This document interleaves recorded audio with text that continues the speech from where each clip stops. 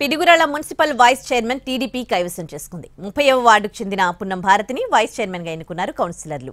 పిడుగురాళ్ల మున్సిపాలిటీలో మొత్తం 33 మంది కౌన్సిలర్లుండగా ఎన్నికకు 17 మంది కౌన్సిలర్లు హాజరయ్యారు.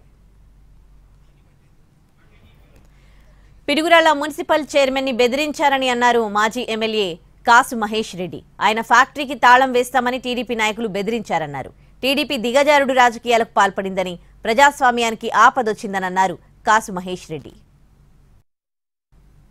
చైర్మన్ అక్కడ చైర్మన్ సుబ్బారావు గారినే నీ ఫ్యాక్టరీకి తాళం వేస్తాం, నువ్వు రాకపోతే నీ బిల్లులు ఆపుతాం, లేకపోతే మీ మీద కేసులు పెడతాం, ఇలా బెదిరించి లాక్కొని ఈరోజు ఒక వైస్ చైర్మన్ ఎన్నిక గెలుచుకున్నారు. పిడుగురాళ్ళు లేదు ఇంకో దగ్గర పోస్ట్పోన్ అవ్వచ్చు, లేదు మొన్న దాదాపు 8-9 మున్సిపాలిటీలో.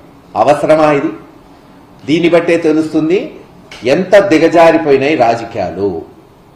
ఎంత దూరం అన్నా తెలుగుదేశం వాళ్ళు మెషినరీని, పోలీసుల్ని, లేదు అధికారులను వాడుకొని భయభ్రాంతులను చేసి ఇది ఈరోజు నేను ఇందాక అన్నట్టు ఇప్పుడు వెంటనే ప్రభుత్వాలు మారిపోవు.